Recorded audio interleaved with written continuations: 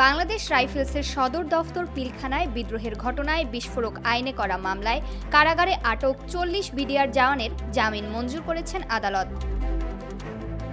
সোমবার ১২ মে সংশ্লিষ্ট ট্রাইব্যুনালের বেঞ্চ সহকারী শাহাদাত হোসেন বিষয়টি নিশ্চিত করেছেন। বিশেষ ট্রাইব্যুনাল ২ এর বিচারক ইব্রাহিম মিয়ার আদালত ৮ মে এ আদেশ দেন। এদিকে রাষ্ট্রপক্ষের প্রসিকিউটর মোহাম্মদ বোরহান উদ্দিন জানান, আসামিদের মধ্যে অনেকেই সাজাপ্রাপ্ত, এমনকি মৃত্যুদণ্ডপ্রাপ্ত আসামিও রয়েছেন। জামিন আবেদন করা আসামিদের নথিপত্র যাচাই করে আদালত সন্তুষ্ট হয়ে ৪০ জনের জামিন মঞ্জুর করেছেন। বাকি আসামিদের জামিন নামঞ্জুর করা হয়েছে।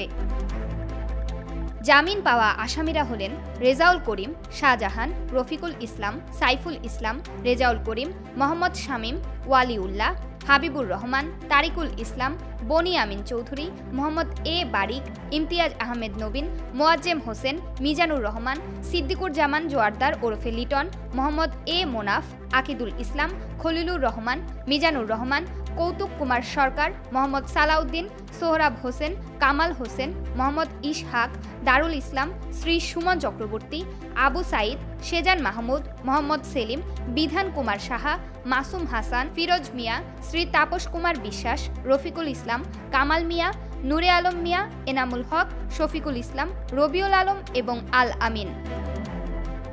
এর আগে ১৯ জানুয়ারি ১৭৮ জন বিডিআর জওয়ানকে জামিন দেন একই আদালত। পরে গত ২৩ জানুয়ারি ঢাকার কেরানীগঞ্জ ও কাশিমপুর কারাগার থেকে কারামুক্ত হন তারা।